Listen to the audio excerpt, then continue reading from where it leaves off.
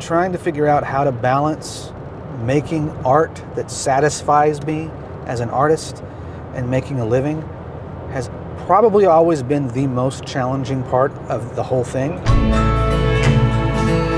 Some of you have mentioned in the comments that there's maybe a slight thread between the way that I like to make videos and somebody like Van Neistat, which I'm gonna steal a big part of this video from him. And he stole it from his mentor, whose name is, fill in the blank, I forget. His whole philosophy is the reward for good work is more work. And I think I must be doing some good work because I am completely underwater in work. And that certainly has not always been the case. There were days and years where I had so much free time to do whatever it is that I wanted. I was worried about the lack of work. I was worried about not knowing what to do or thinking, am I doing the wrong thing? By the way, I feel like this is totally safe. It's like I'm kind of glancing at somebody sitting next to me.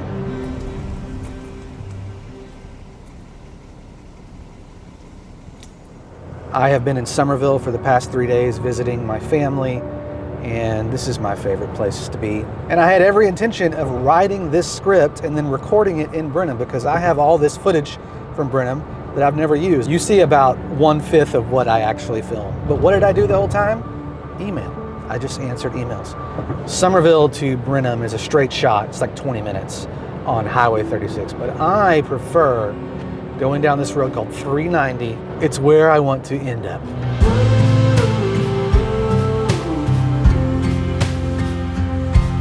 You know, when I got into music, it was all about wanting to pursue this idea of creating art and doing what I wanted to do, you know, filling my days with work that I wanted to do. The kind of stuff that, I don't want to use words like fulfilled or made me happy because that gets into some weird stuff.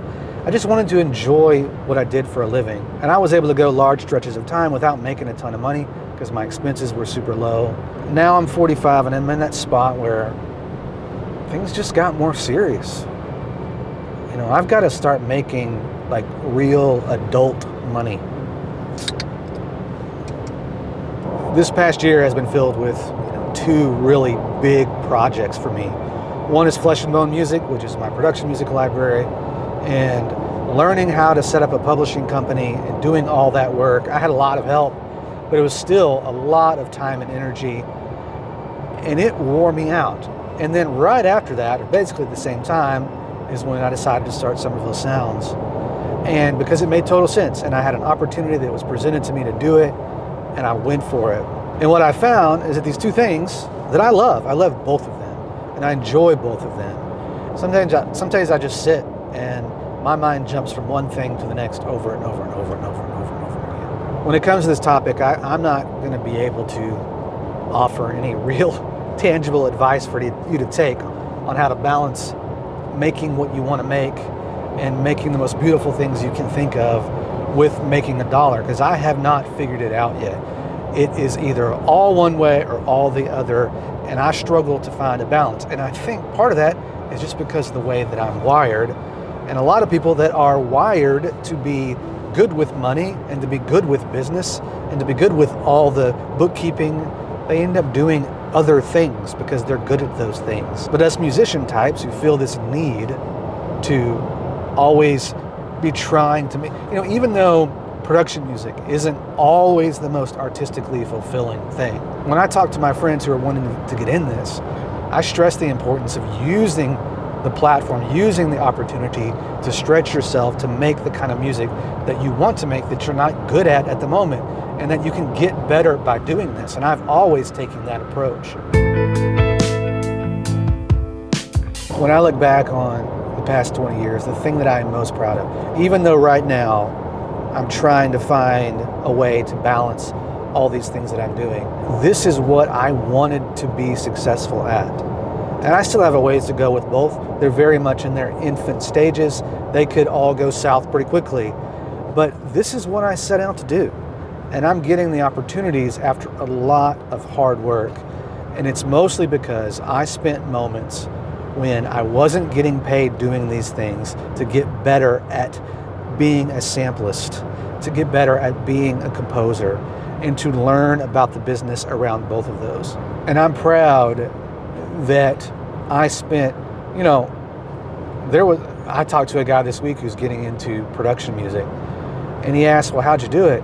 And the truth is, when I really got serious about it, I made 8 albums of unreleased material, 8 albums with theme-based titles and artwork and descriptions. I made all that with no home to put it. When I think about sample libraries, I made dozens of free sounds and made videos about those sounds to share with all of you. So I have obvious content that I can look back on that shows that I was willing to put in the effort without the immediate return.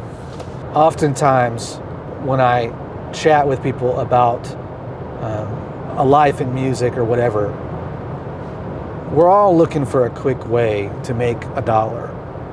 And I found that by avoiding some of those off-ramps on the highway for, a quick fix, a quick bite to eat, or, bad analogy, and by you going after the thing that you know you want to do long-term and trying to be the very best you can at that.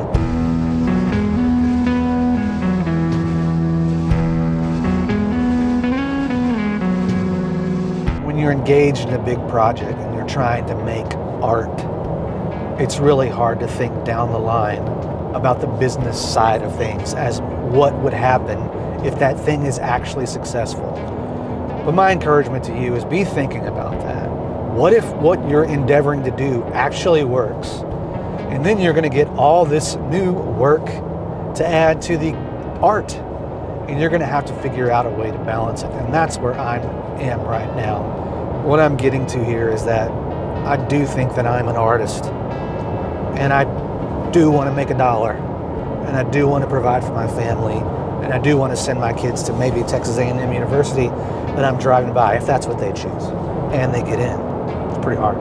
Not sure how I got in, to be honest. I've struggled with even sharing this, but I'm curious if you have dealt with the same thing. I'd certainly like to hear what you have to say about it, so leave a comment. Go buy some Somerville Sounds. That would help my well-being right now. And go pay full price. They're not on sale right now. Talk soon.